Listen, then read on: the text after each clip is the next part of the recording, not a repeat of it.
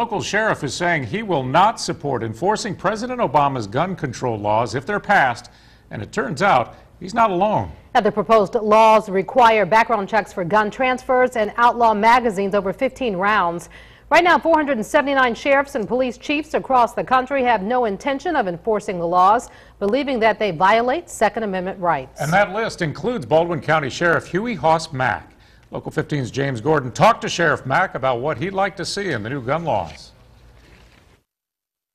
Too superficial are the president and his advisors overlooking the root causes. The mental illness and the criminals. These things have resulted in the death of all the people that have committed these crimes. It's the criminal element or the mentally ill. Looking back at almost every case, the assailant dies either by suicide or sometimes by officers on the scene. The first step is to focus on the criminals who have the guns.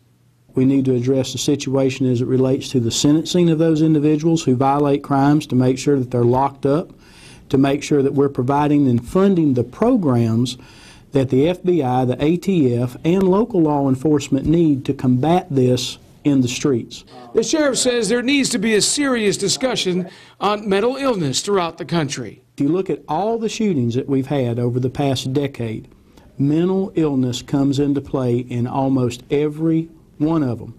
But yet all we talk about is guns. We don't talk about mental illness. We have got to be serious about this mental illness conversation as it relates to violent crime.